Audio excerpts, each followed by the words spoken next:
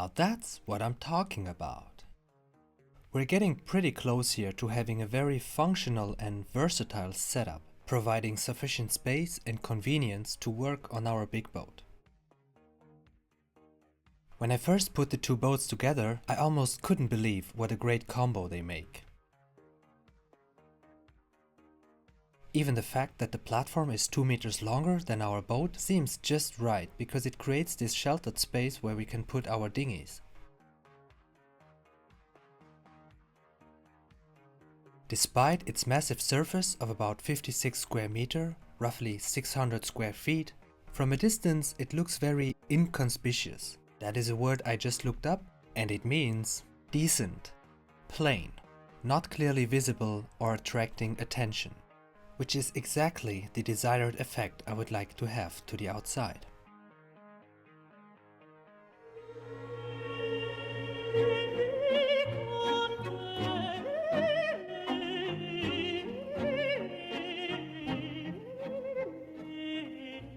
My wife is back. And after letting her make her first steps on the boat and platform, with everything being on the water, we took the boat out for a little spin. And believe it or not, it was the first time we did such a thing in the 2 months that the boat has been on the water. Needless to say, it was one of the happiest days of my life.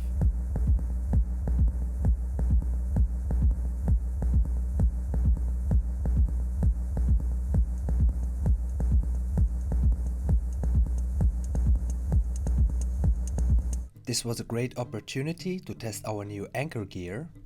I got a 22 kilo plow anchor, which I'm attaching with a combo of shackles and chain links, including this rotary chain link.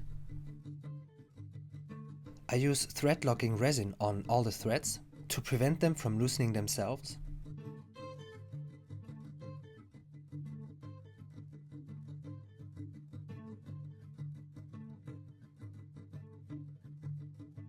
So now, after a nice afternoon out in the wilderness, let's bring the anchor back up.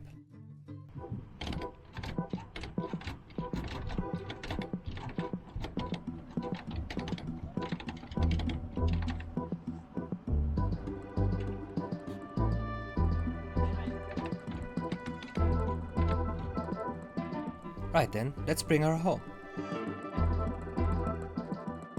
I let my wife take the wheel for a while.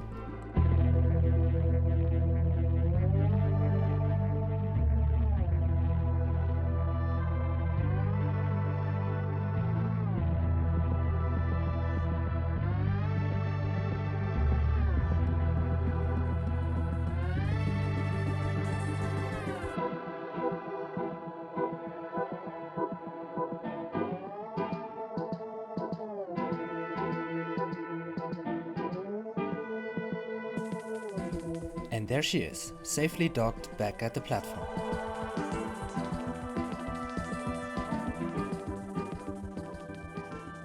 Next, let's turn our attention to whatever is left of our gauges and switchboard.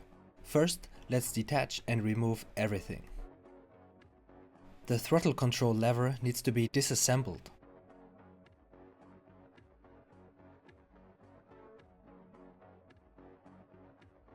And in case you ever wonder what the mechanics look like on the inside of the control lever, well, here's that.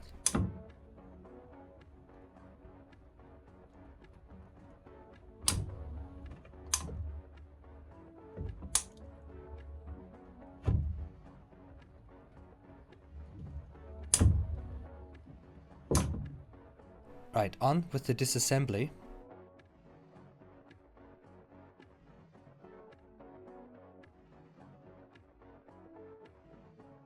So now the space is free and we can start to see how our new board fits.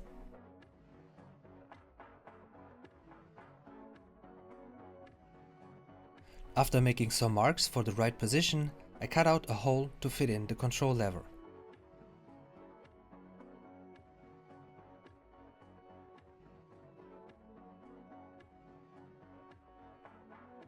Let's put it back together to see if it fits.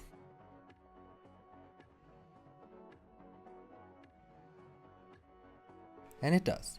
Next comes the painstaking task of finding the right position for where to put the new switch panels and the gauges.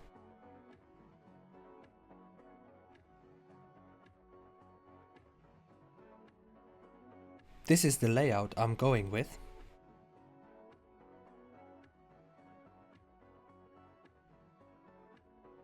Let's take some measurements and make some marks to make sure that the gauges are properly aligned.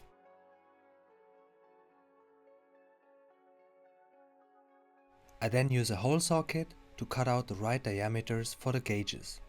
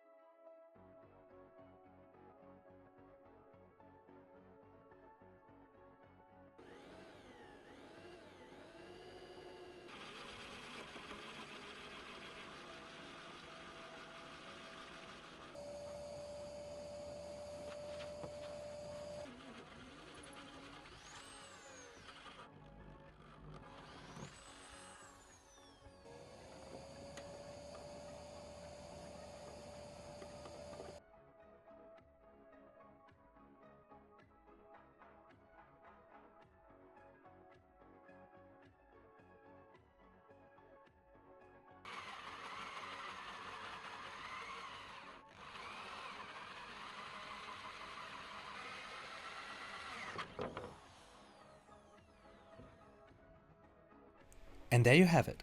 The holes for the gauges are done. Next, let's do the marks and cut out the holes for our Philippi switch panels. Please don't ask me why I put the holes in these weird places. The sun was beating down on me fiercely, and I guess I couldn't think straight. Right, the hole for the main switch panel is done.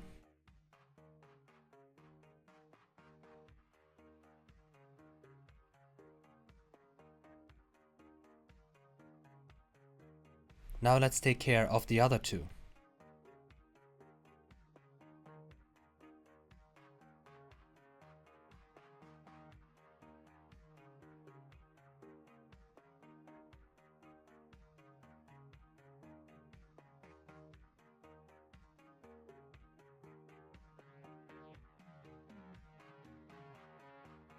Now the holes are done, let's see if the switch panels fit together.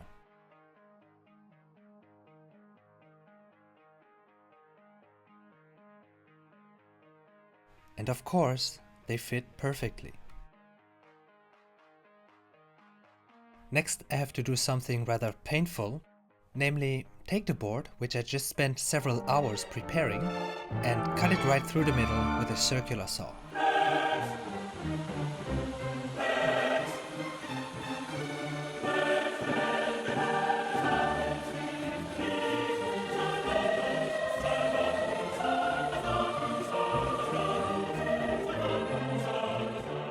Next, let's remove all the tape and see what we got. Yeah, not bad for a start. And I'm gonna have to leave you with a cliffhanger on this one. Because now we are fixing the engine mount of our platform boat. First, we cut a piece of wood to shape that fits into that upside down Pizza Hut logo shape. That will be sandwiched between two 21mm plywood plates. Next comes my favorite part, the drilling. And boy did I get my money's worth of drilling. This is 6mm thick steel. First I'm drilling a 4mm pilot hole.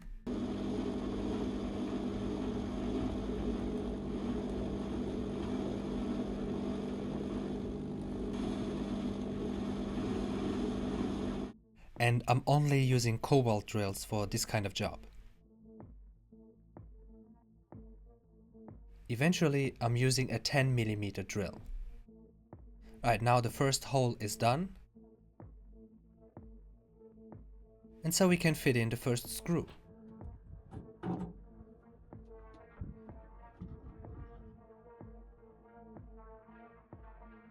Alright, then let's get on with the remaining holes.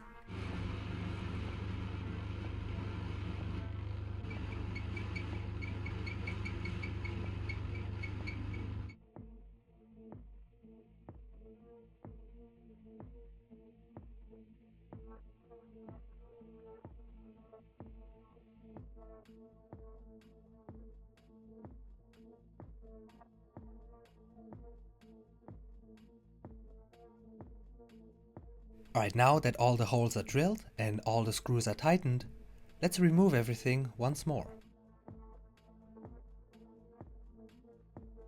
And just look at those holes. These are the largest holes I have ever drilled through the thickest steel.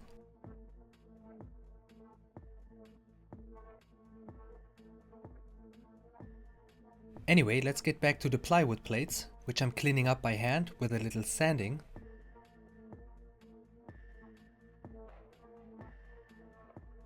Next, I'm gonna seal all the exposed edges, including the screw holes, with epoxy resin.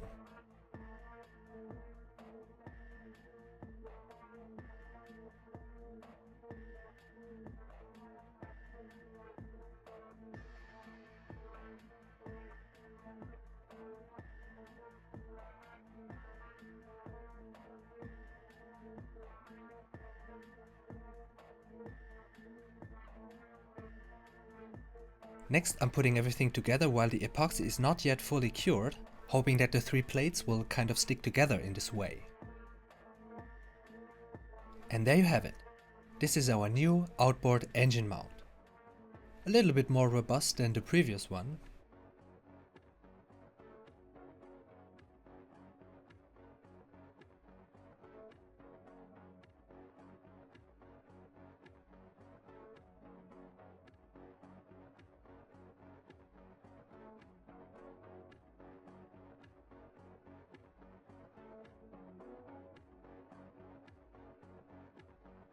And I couldn't resist to put a little rubber strip on top to make it even more weatherproof.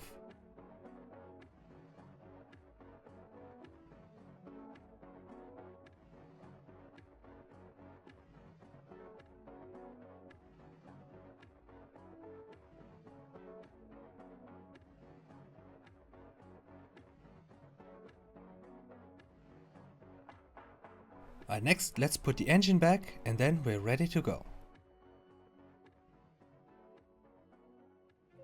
And go we will, but not today, because I will see you in the next video.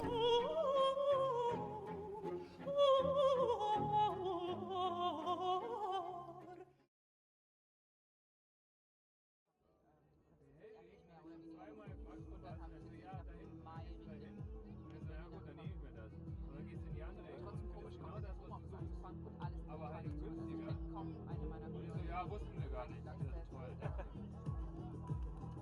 Das war auch schon gut. Als ich das erste Mal beim Bauhaus war, dachte ich, boah, hier gehen die richtigen Handwerker einkaufen. Und ich so, guten Tag. Und mittlerweile weiß ich aber auch, so ganz schön das